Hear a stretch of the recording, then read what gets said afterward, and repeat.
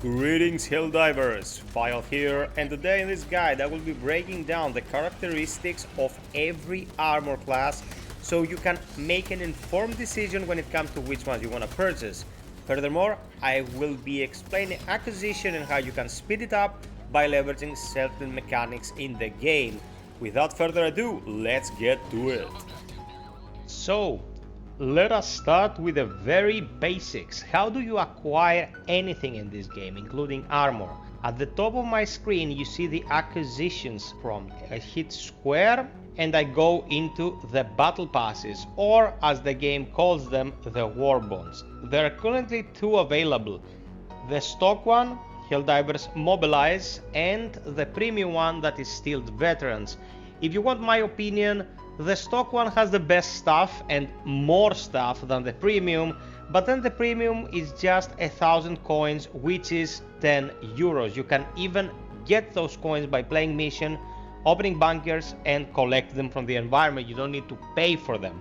Going into this war bond, you see various things to unlock, and amongst those of course are the armor sets. Before the game release, there was the notion that there are three types of armor. There would be light armors, medium armors and heavy armors. How the game's presented though isn't as clear as it should be when it comes to what you are getting. I see a set of armor here, and if I click nothing, I just see a cosmetic piece. That's pretty much it. Armors come in three different categories. It's the whole body suit, the helmet and the cape. The helmets and capes never provide any statistic differences at all. They're just cosmetics, and you can verify this by clicking item info and checking their stats. If you go through the entirety of both battle passes, there won't be a single helmet or cape that gives you a statistical advantage or disadvantage. I checked, I know what I'm talking about.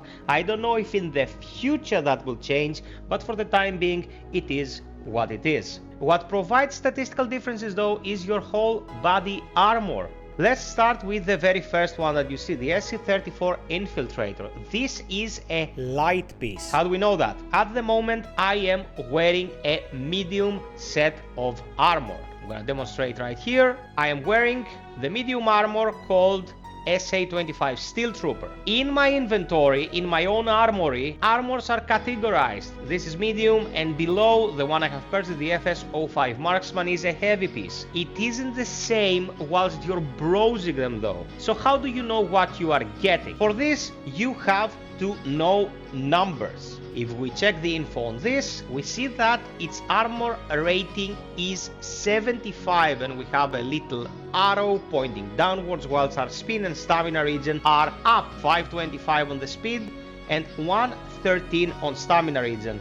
Normally this would be 500 and 100 flat. So this infiltrator armor is considered the light set. Then if we go to Marksman here, right below it, we see that the armor rating is 144, speed is 456 and stamina regen is 056. This is considered a heavy armor. And if you go to Trench Engineer, it's 100 on the armor, 500 on the speed and 100 on the stamina regen.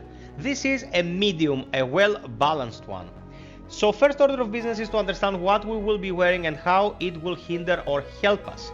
Generally, lighter armor will help you run faster, regenerate your stamina, but will provide less protection. Medium is balanced on all fronts, and heavy provides more protection, but does not let you move as nimbly. There's something else we have to take under consideration though, because not all light, medium or heavies are created equal. Keep it simple, we'll start from the first one in our battle pass, in our war bond. Right below the stats we see the armor passives. This is scout in this case. It's not a scout armor type.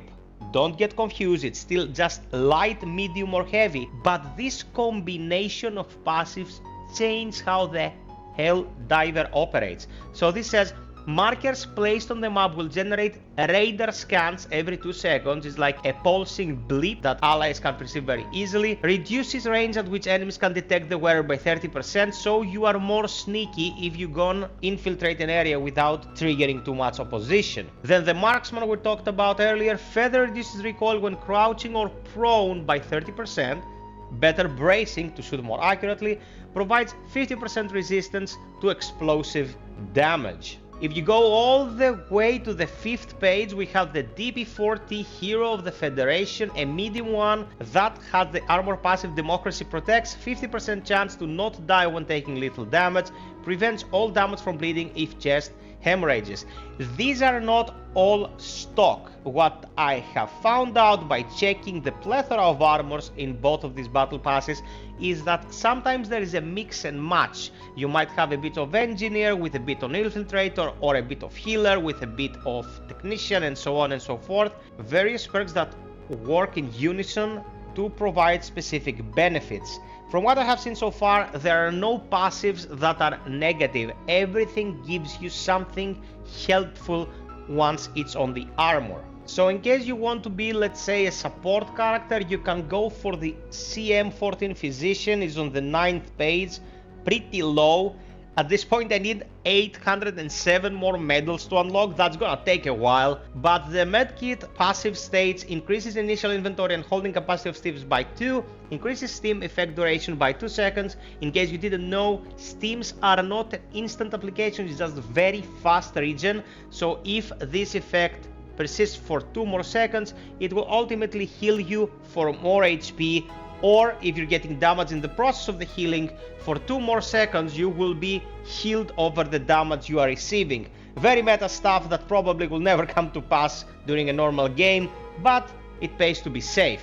So let us summarize. We have 3 categories of armor: light for nimble movement, medium for a balance between nimble movement and protection, and heavy for adequate protection, less movement, and stamina regen.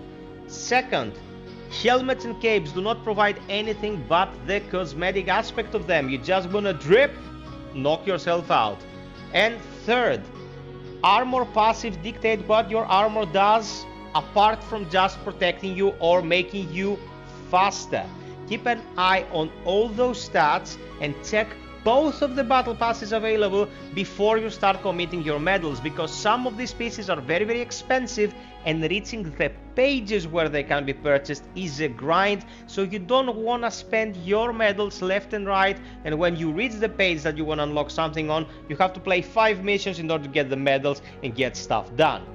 Also, keep in mind, if you go into the main screen of the Galactic War, on the right you have your major orders, and below you have a personal order every day. For example, mine today is kill 500 Terminids.